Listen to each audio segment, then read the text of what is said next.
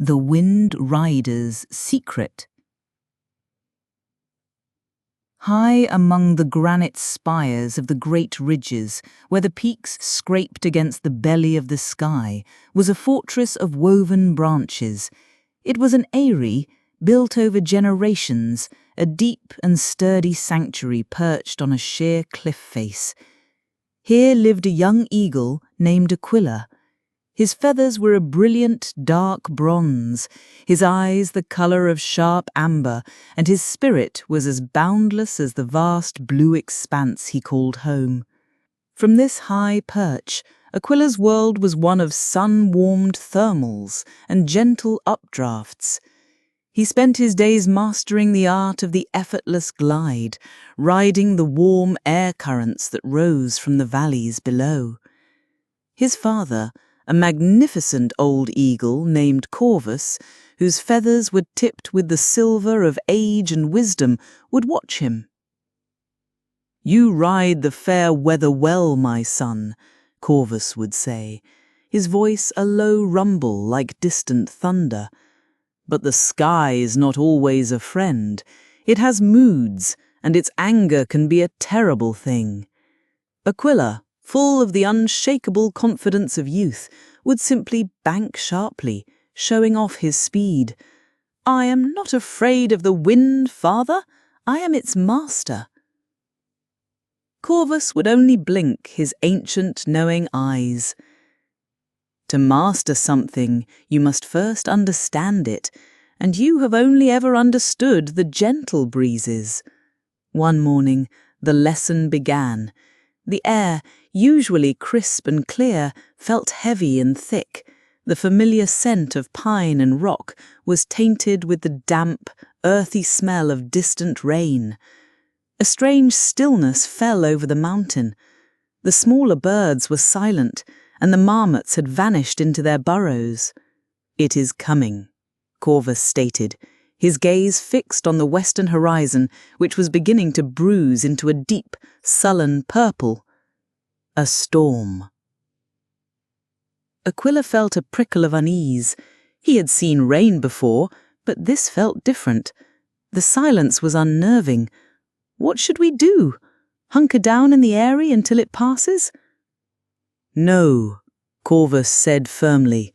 "An eagle does not hide from the storm. That is a lesson for lesser birds.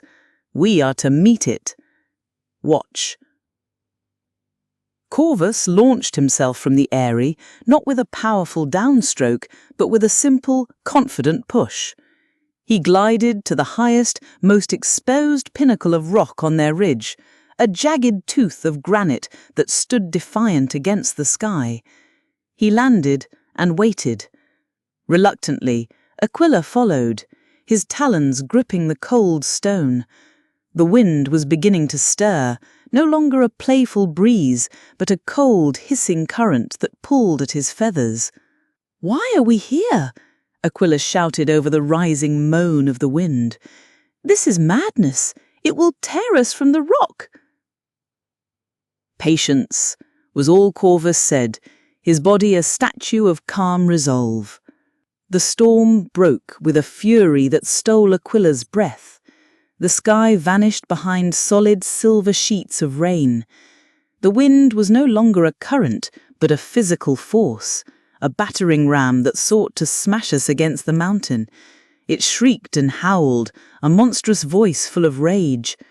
Aquila flattened himself against the rock, his heart hammering against his ribs. Every instinct screamed at him to find shelter, to escape the terrifying chaos. He felt the wind get under his wing, trying to wrench him from his perch. It was a battle, and he was losing.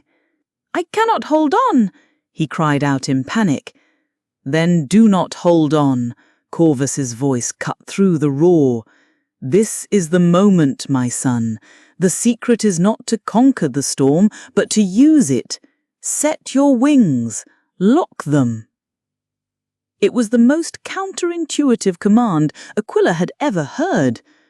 To open his wings now felt like suicide, but the terror of being smashed against the rock was greater than his fear of the instruction. Trembling, he looked at his father.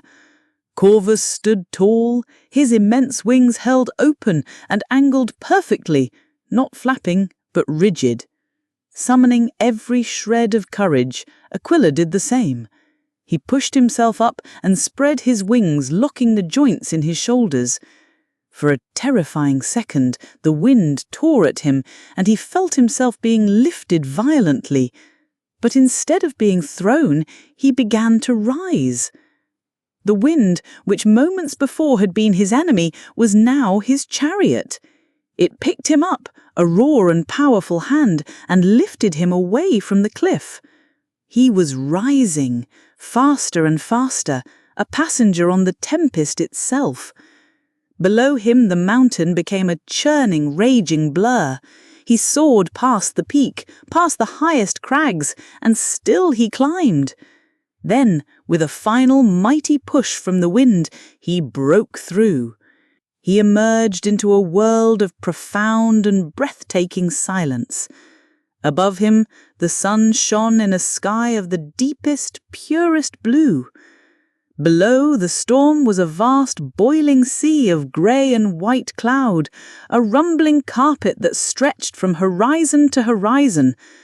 The rage of the tempest was still there, but he was above it, soaring in the serene, sunlit air. He was not escaping the storm, he was riding upon its very back. He looked over and saw Corvus gliding near him, his flight steady and serene. He dipped a wing in acknowledgement. There, in the silent space above the chaos, Aquila finally understood. When the storm had exhausted its fury and the winds had calmed, they descended. The world below was washed clean, glistening and renewed. "The storms of life will come for you, Aquila," Corvus said, as they settled back into their eyrie. "There will be times of sickness, of loss, of failure, and great disappointment. Your heart will feel the same fear you felt on that rock today. When these tempests come, remember this lesson. Do not be overcome by them. Do not let them batter you into submission. Set your mind, set your belief, and let their very power lift you higher.